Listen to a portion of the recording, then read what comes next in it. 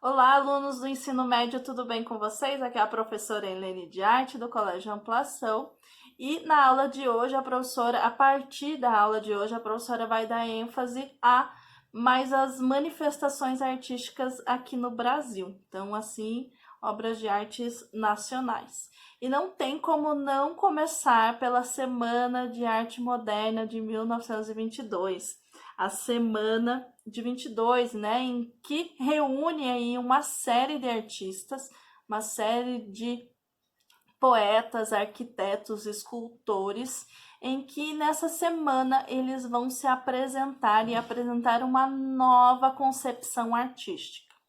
A princípio parece tudo muito bonito, né? Vamos reunir uma série de pessoas com novos ideais, uma nova estética, vamos passar essa semana aí se apresentando e vai ser tudo muito legal. Entretanto, o que que acontece? Então, a gente aqui no Brasil, nesse período, década de 1920, nós havíamos meio que se acostumados a uma determinada estética, que é aquela que a gente chama de figurativa, que é aquela que copia a realidade da forma como nós vemos, né? Então, a arte nesse período era considerada dessa forma.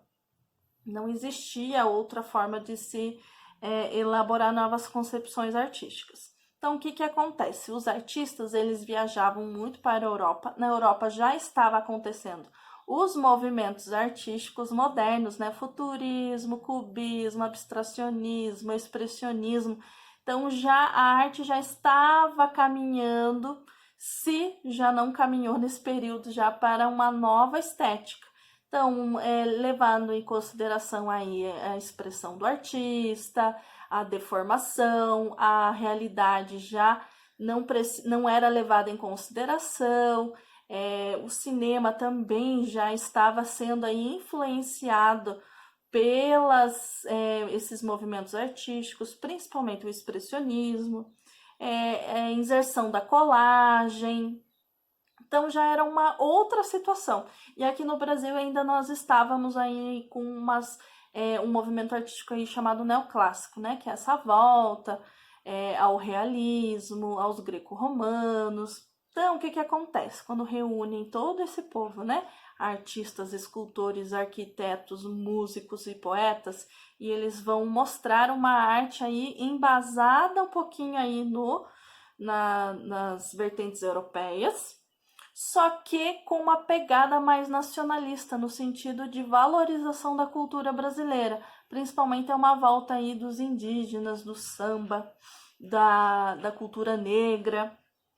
E quando eles vão se apresentar, o primeiro dia foi, né? Eles foram extremamente vaiados. E nessa situação, não somente vaiados, mas eles gritavam, faziam sons de animais. Então foi uma situação bastante difícil, assim, né? Mas, assim, o grupo queria causar um impacto e conseguiu de fato causar.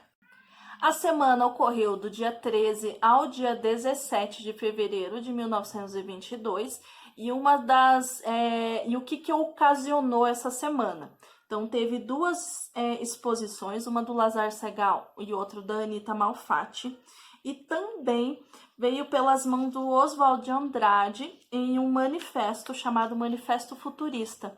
E esse manifesto ele é muito parecido com o Manifesto Futurista Europeu, em que diz que precisa ter uma nova concepção de arte, uma nova mentalidade artística e que a gente precisa, nesse manifesto, a gente precisava negar o passado, negar tradições e inovar com uma nova concepção artística, ok? E esse manifesto é muito parecido com o manifesto futurista também, em que inclusive, eles chegam até a falar sobre queimar livros que valorizam o passado e essas situações. Dentre a frase aqui, ó, dizia o manifesto de Marinetti. Esse aqui é referente ao futurismo italiano, tá? Nós queremos cantar o amor ao perigo. o hábito, a energia e a temeridade. Os elementos essenciais de nossa poesia serão a coragem, a audácia e a revolta. Então, ele aí propondo uma nova energia, né, jovem, para a arte, para a poesia. Então, só para vocês terem um pouquinho de ideia do que os brasileiros estavam vendo na Europa, e chega no Brasil sempre aquela mesma situação, né, artística. Então eles proporam aí uma nova concepção e uma nova ideia de arte brasileira. Agora a professora vai colocar a fotinho e as principais pessoas envolvidas nessa semana de 22. Oswald de Andrade, ensaísta, romancista e poeta. Ele era muito ligado à boemia literária, escrevia nos jornais. Seus principais trabalhos, né, Os Condenados, 1922, Pau-Brasil, 1925 e O Rei da Vela, 1937. Foi um dos esposos da artista Tarsila do Amaral.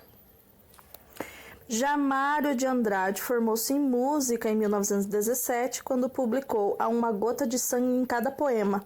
Paulista da capital, foi apontado na época como maluco e perigoso futurista. Dentre suas obras temos Pauliceia Desvairada, Losango, Caqui e Macunaíma. Macunaíma aí sempre é um dos livros que os vestibulares cobram dos seus candidatos.